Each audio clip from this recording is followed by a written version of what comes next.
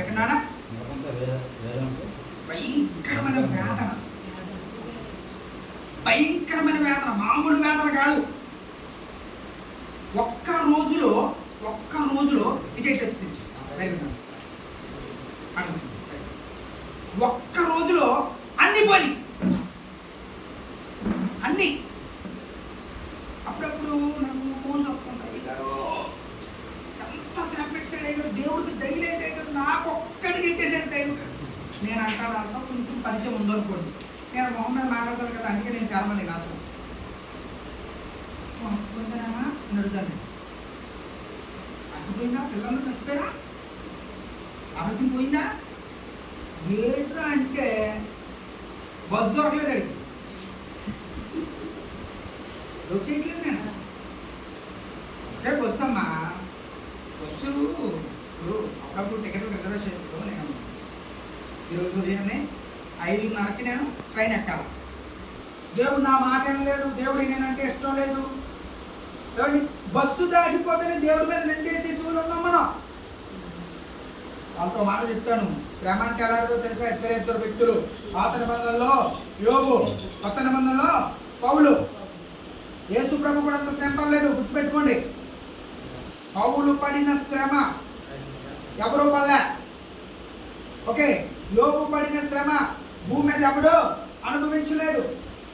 ఆస్తి అంతా పోయింది, పొలాలన్నీ తగలెట్టేశారు. దాచుకున్నటువంటి ఏమంటారు దాన్ని, బంగారం కానీ, డబ్బులు కానీ, ధాన్యం కానీ, గోధుమలు కానీ, తినేటువంటివి కానీ అన్ని పట్టుకుపోయారు. ఒక్కరోజు, ఇంకా బాగా చెప్పరా, ఒక గంటలో అయిపోయిందండి. అంట గంటలో జరిగిపోయింది, ఒక గంట. పిల్లలు 10 మంది పిల్లలు అంటే 7 కొడుకులు, 3 కూతుళ్ళు, 7 కోడళ్ళు, 3 అల్లుళ్ళు. ఒక్కొక్కరికి 2 పిల్లలు. అంటే మొత్తం ఎంతమందో తెలుసా? 40 మంది కుమారులు, కుమార్తెలు, కోడళ్ళు, అల్లుళ్ళు. నెక్స్ట్ ఏమండి, ఈ మనవలు, మనవరాళ్ళు అందరూ కలిపి 40 మంది ఒక రూములో ఏం చేసుకుంటున్నారు? విందు చేసుకుంటుంటే మీరు బైబిల్లో 2 చోట్ల 4 వైపుల నుంచి గాలి వచ్చారని చెప్తారు. 2 చోట్ల. ఒకటి యోబు బిడ్డల విషయంలో 4 వైపుల నుంచి గాలి వచ్చి కొడితే ఇల్లు పడిపోయింది అంటాడు. రెండోది పోయిన వారం నేను చెప్పాను. ఏంటది? పరిశుద్ధాత్మలు వచ్చినప్పుడు ఇల్లంతా గాలితో నిండింది. 2 చోట్ల అంతే. ఏమంటే 40 మంది మీద పడిపోయింది. ఆ 40 మందే కాదండి, ఎంతమంది పనివారు ఉన్నారో అక్కడ, ఎంతమంది పనివారు ఉన్నారో. ఒక్కడ తప్ప మిగతా వాళ్ళందరూ చనిపోయారు. ఆడు పరుగుని వెళ్ళి యోబుతో చెప్తాడు, అయ్యా నీ బిడ్డలందరూ చచ్చిపోయారయ్యా, పొగలు చచ్చిపోయారు, అల్లుళ్ళు చచ్చిపోయారు, కూతుళ్ళు చచ్చిపోయారు, కుమారులు చచ్చిపోయారు, మనవళ్ళు, మనవరాళ్ళు, పనివాళ్ళు అందరూ చచ్చిపోయారు. ఇల్లు వాళ్ళ మీద కూలిపోయింది.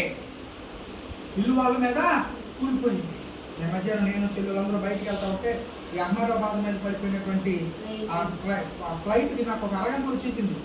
అక్కడ పంపించారు దుబాయ్ నుంచి. నాకు ఏమండి, అన్నం తినడానికి వెళ్ళింది. నాకు తక్కువ అన్నం తినడానికి.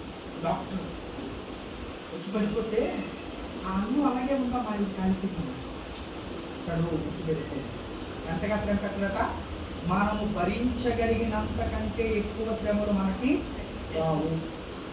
అంటే ఇప్పుడు నీకు ఏదైతే శ్రమ వస్తుంది అనుకుంటున్నావో, కష్టం వస్తుంది అనుకుంటున్నావో, వేదన అనుకుంటున్నావో, ఏదైతే దేవుడు నన్ను శ్రమ పెట్టేశాడు, నాకు ఒక్కదానికే వస్తున్నాయి అనుకుంటున్నావో, దేవుడు దాన్ని అనుమతించాడు నీ జీవితంలో. దేవుడికి స్తోత్రం చెల్లిద్దాం. హల్లెలూయా. ఏం చేయాలో తెలుసా? You must do. శ్రమ దేవుడు ఇచ్చాడు అంటే ఖచ్చితంగా ఏం చేయాలా?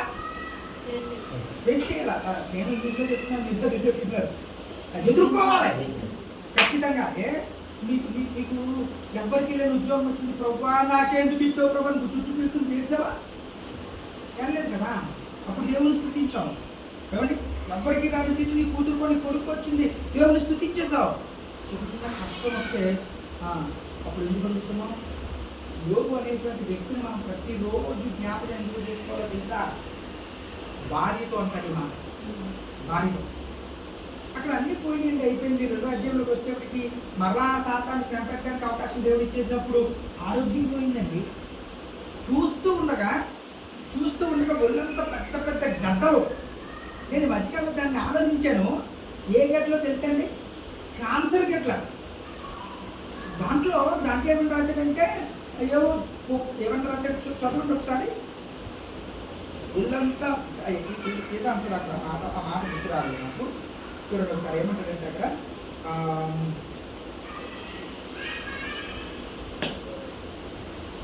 7వ వచనం, 2వ అధ్యాయం 7వ వచనం. కాబట్టి అపవాది యెహోవా సన్నిధి నుండి బయలుదేరి అరికాలు మొదలుకుని నడినెత్తు వరకు బాధగల కురుపులతో యోబును ముత్తెను. అతడు ఒళ్ళు గోపుకొనుటకై చిల్ల పెంకు తీసుకుని బూడిదలో కూర్చుండేది. నడినెత్తు నుంచి ఎక్కడి వరకు వచ్చేయండి? అరికాలు వరకు. ఏ గడ్డలో తెలుసా? ఏ గడ్డండి? నేను ఎంత ఆశ్చర్యపోయాను. ఒక్క చిన్న క్యాన్సర్ గడ్డ వస్తే విలువలాడిపోతూ ఉన్నారు ఈ రోజుల్లో మానవులు. క్యాన్సర్ గడ్డలు, పెద్ద గడ్డలు. ఏమంటే అది తగిలిపోయి చెప్తేనే మనకు అసహ్యం అనిపిస్తుంది. అది అంత భయంకరమైన శ్రమ. ఏమండి, కూర్చోడానికి అవకాశం లేదమ్మా, నిలబడడానికి అవకాశం లేదమ్మా, పడుకోవడానికి అవకాశం లేదమ్మా, మోకరించడానికి అవకాశం లేదు. కష్టం వచ్చినప్పుడు మీ సేవకుడు మాట చెప్తుంది, గుర్తుపెట్టుకోండి. యోబు పడిన కష్టంలో 1% కష్టం మనకు రావడం. 1%, ఒక్క శాతం. ఏంటి రాజా అంతేనా? 0. నువ్వు ఇంకా బాగా చెప్పు. 0.1%. 0.1%. చాలా తక్కువ మందికి 1% వస్తుంది. ఎందుకనంటే వాళ్ళ బిడ్డలు వాళ్ళకంటే ముందు చనిపోతే అది కష్టం అండి. సంపాదించిన సంపాదనంతో చూస్తుండగా ఎవడో పట్టుకుపోతే అది కష్టం. ఇంకా కష్టమేంటి చెప్పనా? ఆరోగ్యం ఇచ్చిన దేవుడు ఆరోగ్యం అంతా కూడా ఒక్క రోజులో మారిపోతే అది కష్టం. కష్టం లేదు. వాళ్ళంతా కురుపులతో నిండిపోతే గంటలో కూర్చున్నాడు, బూడిదలో కూర్చున్నాడు. బూడిదలో కూర్చుని బూడిద నెత్తి మీద నుంచి కోసుకుంటూ గోపుకోవడానికి గోరులు సహకరించకపోతే కుండను పగలు కొట్టి ఒక చిన్న కొండ పెంకు తీసుకుని, చిల్ల పెంకులు అంటారు మనం, మన చిల్ల పెంకులు అంటారు. ఈస్ట్ వెస్ట్లో ఏమంటారంటే చిల్ల పెంకులు అంటారు. రెండు చిల్ల పెంకు అంటే 2 రకాలు ఉంటాయి. ఆలు చిప్పలతో కూడా గోపుకుంటారు రాజా. ఏమంటారు? ఆలు చిప్పలు ఉంటాయి కదా, దానికి ఇంకేమంటారు? ఆలు చిప్పలే. దానికి ఇంకో మాట ఏదో ఉంటుంది, చాలా మంచి మాట ఉంటుంది. బెందలో ఏమంటారు మా ఊళ్ళో. దాన్ని కానీ కుండ పెంకు కానీ దొరదొచ్చేస్తా ఉంటే, కుక్క మాకుతూ ఉంటే, రసిలి కాకపోతుంటే, గోపుకుంటుంటే, ఎక్కడైనా చిన్న గుండు వస్తేయండి, దాన్ని కప్పెట్టుకోవడానికి ఎన్ని రకాలుగా ప్రయత్నం చేస్తాము. దాన్ని దేవుడితో కూర్చి ఎంత పెద్ద శాతం ఉంటామా, దొరుకుతే అవకాశం లేదు. బూడిదలో కూర్చున్నాడు, బూడిద పోసుకుంటున్నాడు, గోపుకుంటూ బైబిల్ ఏం చెప్పినా, మాట చేతనైన నువ్వు దేవుని ఒక్క మాట అనలేదు. భార్య చెప్తా ఉంటే ఎందుకు వచ్చిపోతుంది. అస్తంతా పోయింది, బిడ్డలు పోయారు, ఆరోగ్యం పోయింది, మొత్తం అంతా పోయింది. ఒకప్పుడు నువ్వు ఉన్నతమైన స్థితిలో యథార్థవంతులుగా పిలవబడిన వాడిని బూడిదలోకి వచ్చేసావు. ఇంకా యథార్థతను వదిలిపెట్టవా? భార్య చెప్తుంది. అంటే అక్కడ కూడా ఏం వదిలిపెట్టలేదు అనమాట. యథార్థతను వదిలిపెట్టలేదు, దేవుని వదిలిపెట్టలేదు. ఎంత రైతు రాజా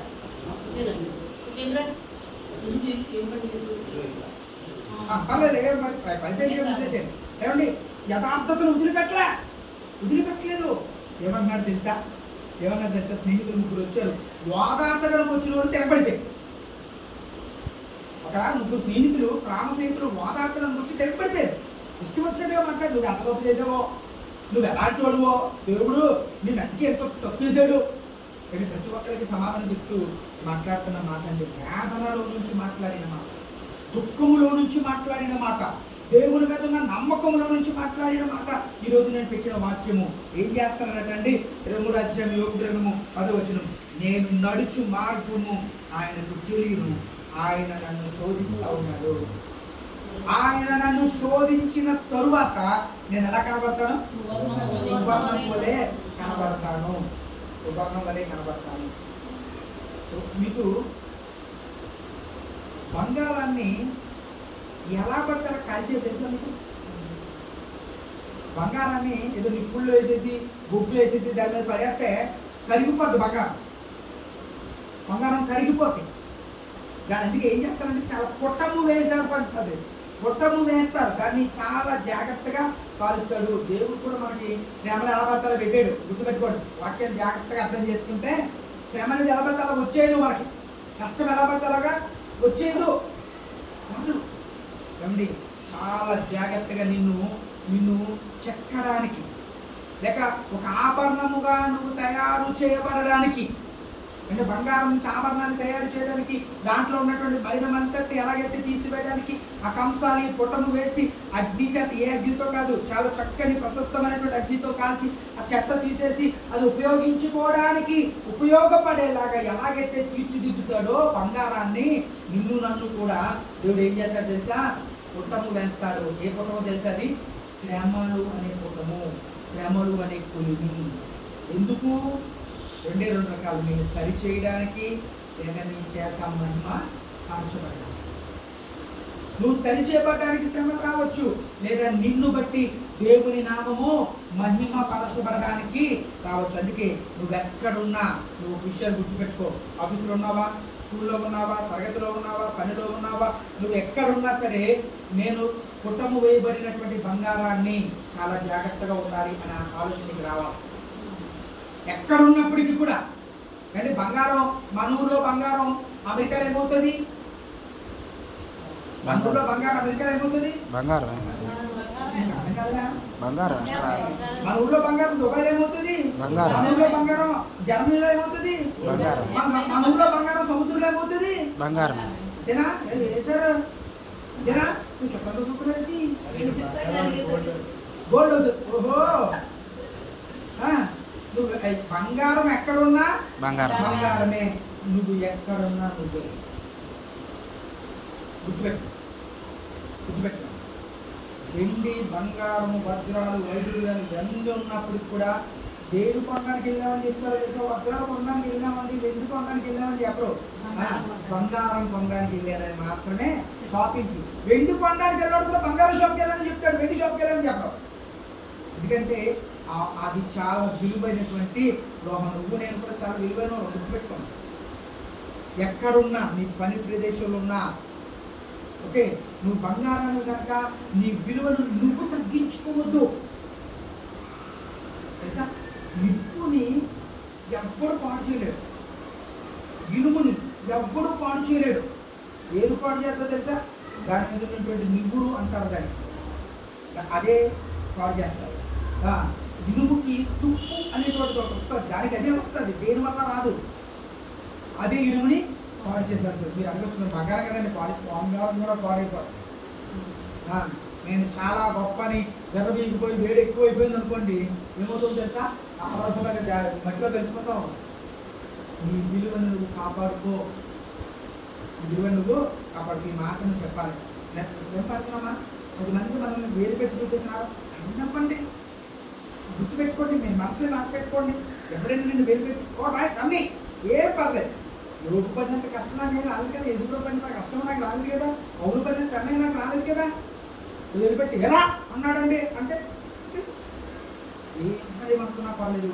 మీరు గుర్తుపెట్టుకోండి, మనము ఈ లోకానికి సంబంధించిన వాళ్ళము. మాది ఏ లోకం? మనం దేనికోసం సిద్ధపడుతున్నాం? ఇక్కడ కొంచెం కొంచెం కొంచెం కొంచెం చెక్కబడితేనే అక్కడ మనం ఉపయోగపడతాం. ఓకే, బంగారం అనేటువంటిది డైరెక్ట్గా దొరకదు. మీకు తెలుసా? క్వార్ట్స్ అనేటువంటి ఒక రాయి నుండి తీస్తారు. రైట్ ఆ వర్డ్ కరెక్టే కదండి, క్వార్ట్స్. క్వార్ట్స్ అనేటువంటి ఒక రాయి నుంచి స్వీకరిస్తారు. దానికి చాలా చాలా ప్రాసెస్ అయిన తర్వాత బంగారం వస్తుందండి.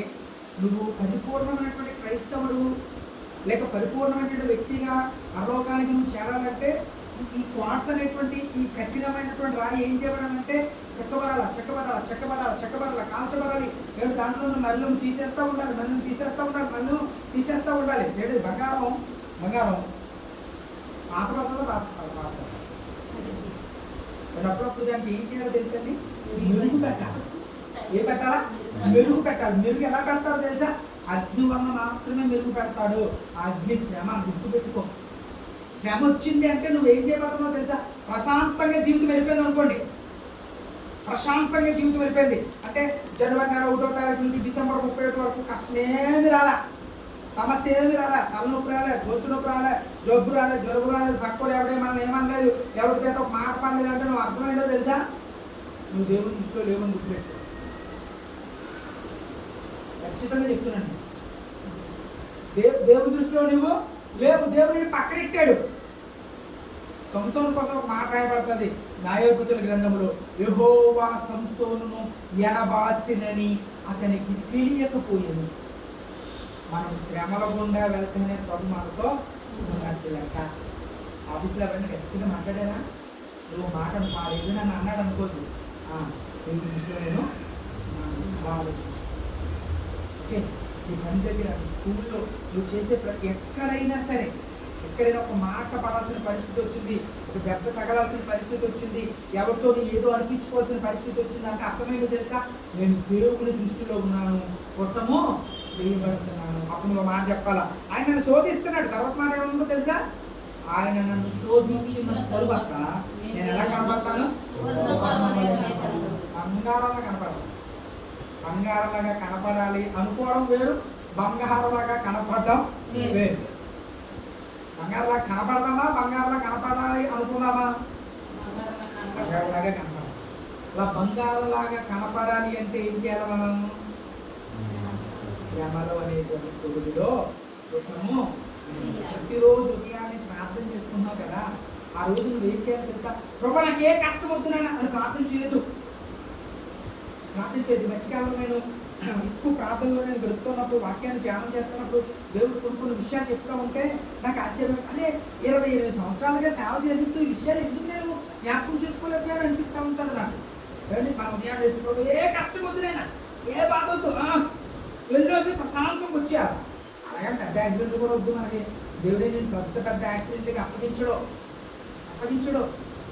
ఏమండి, మిమ్మల్ని అందరినీ అడిగితే మీ జీవితంలో మీరు పడిన కష్టాన్ని మీరు నాకు చెప్పగలరు. ఏ కష్టం లేకుండా గడిచిపోతుందా? చెప్పండి. ఏమండి, నీ కష్టం లేదా? ఎవరికి కష్టం లేదా? రాజా కష్టం లేదా? అండి, కొంతమంది ఉంటారు అంటే ఉద్యోగాలు చేసేటువంటి వాళ్ళు మన మామూలుగా అక్కడ చేసిన అనుకుంటారు, కానీ అక్కడ ఏం చూస్తే అది ప్రస్తుతం అర్థమవుతుంది మనకి. ఏమండి, నరకం. ఏమండి, అప్పుడు మీరు గుర్తు పెట్టుకోవాల్సింది ఏంటి తెలుసా? నేను శుభ్రంగా కనబడబోతా ఉన్నాను. దేవుడికి ఒక్కటే మాట, నేను బంగారంలాగా నన్ను మార్చడానికి దేవుడు నన్ను శ్యామల గోరింగులు పెట్టాడు. ఏమండి, నువ్వు సాధ్యమైనంత వరకు మాట్లాడదు. సాధ్యమైన నేను అనేది